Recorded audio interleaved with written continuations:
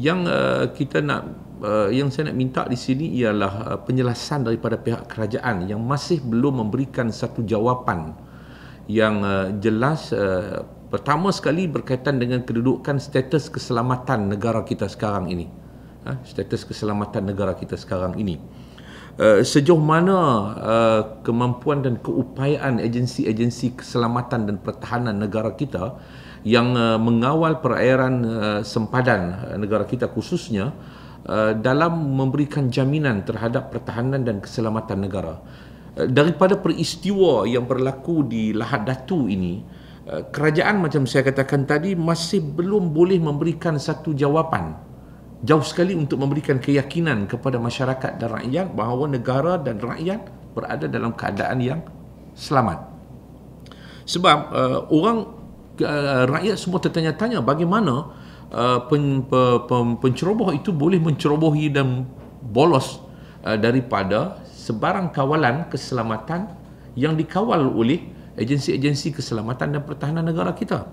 Umpamanya kalau kita lihat yang berkaitan dengan laut, kita ada beberapa agensi iaitu TLDM, APMM, Agensi Penguatkuasaan Maritim, kemudian Polis Marine dan juga Kastam Diraja. Kita mempunyai 4 agensi yang mengawal perairan kita daripada sebarang pencerobohan, dan kita mempunyai kelengkapan yang cukup canggih dan hebat sebelum ini. Kita punya kapal selam kita yang sepatutnya sudah boleh berfungsi. Jadi semua ini menjadi persoalan di kalangan masyarakat dan rakyat, bagaimana penceroboh ini boleh bolos daripada kawalan 4 agensi ini. Dan kalau di darat ini kita ada tentera darat, kita ada polis.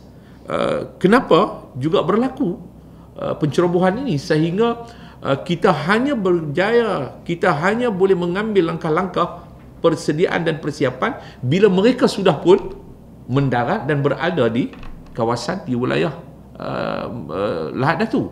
Jadi ini persoalannya. Sebab saya katakan bahawa ini tidak sepatutnya kita kehilangan nyawa pasukan polis kita. Saya cukup sedih. Ada anggota polis daripada Komander 69 dan juga daripada PGA ini yang kehilangan. 2 orang yang sudah kehilangan dan beberapa orang yang sudah mengalami kecederaan. Sebab bagi saya bahawa kalau agensi-agensi yang saya sebutkan tadi itu berjaya daripada awal mengawal dan menghalang mereka ini bolos daripada kawalan keselamatan itu, saya percaya bahawa tidak akan berlaku peristiwa tembak-menembak ataupun tidak akan berlaku kematian di pihak kita. Saya minta kerajaan membentangkan kertas putih yang berkaitan dengan peristiwa di Lahad Datu ini di dalam satu sidang parlimen khas dengan segera. Dan semalam saya pun heran bila saya lihat TV9 dalam berita, perakuan yang dibuat, kalau tak silap ingatan saya, ialah daripada Ketua Polis Sabah. Dia mengatakan aset dan peralatan pihak penceroboh ini lebih canggih daripada pasukan keselamatan kita. Seolah-olahnya bila satu, mereka berjaya bolos. Yang kedua, bila mereka bolos, kita pergi nak berhadapan dengan mereka, kita tidak buat persiapan yang kemas. Sebab itu bila gambar yang dirakam semalam yang saya lihat daripada peristiwa tembak-menembak itu, ada di kalangan anggota pasukan keselamatan kita tu yang tidak memakai jaket bulletproof. Ada yang tidak memakai topi seperti helmet, dia hanya pakai topi kain seperti orang nak pergi pukul padi. Tidak ada satu persiapan yang dikendalikan oleh pihak polis maupun pihak tentera untuk memastikan bahawa anggota kita itu terjamin keselamatan mereka. Dan saya harap bahawa sekolah-sekolah di sekitar itu akan ditutup, iaitu sekolah seperti mana sekolah kebangsaan Lok Buani dan sekolah menengah sekolah kebangsaan Tanjung Labian dan sekolah menengah Desa Kencana, antara sekolah yang agak dekat, lebih kurang setengah jam daripada tempat kejadian.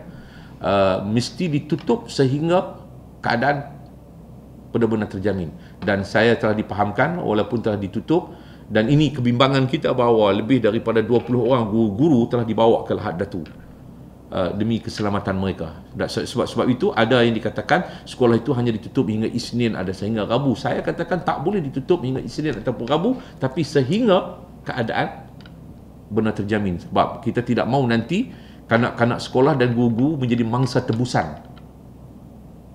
Selagi mana kerajaan tidak memberikan maklumat, penjelasan yang sebaiknya, maka semua berbagai-bagai spekulasi akan dibuat oleh berbagai-bagai pihak. Itu saya nak ambil kesempatan ini untuk mengucapkan takziah kepada keluarga dua orang anggota Komando 69 yang terkorban, dan bagi pihak PAS kami sangat bersimpati dan bersedih, berduka cita atas kejadian yang menimpa dua anggota tersebut, dan kepada keluarga mereka, pada balu dia, kepada anak-anak, kepada mak ayah mereka yang terkorban. Kami harap mereka bersabar, dan kita mendoakan semoga kedua-dua mereka itu akan mendapat ganjaran rahmat daripada Allah Subhanahu Wa Taala, dan begitu juga kepada mereka keluarga yang tercedera dan anggota yang tercedera.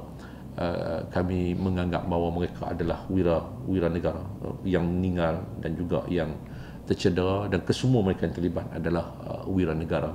Dan kita tidak mahu wira negara ini juga, walaupun mereka wira, tetapi kita tidak mahu, kita tidak sanggup untuk melihat wira negara yang berusaha untuk mempertahankan keselamatan dan pertahanan negara dipolitikkan oleh kerajaan sendiri, sehingga mereka menjadi mangsa terkorban dalam pertempuran yang tak sepatutnya berlaku bagi saya.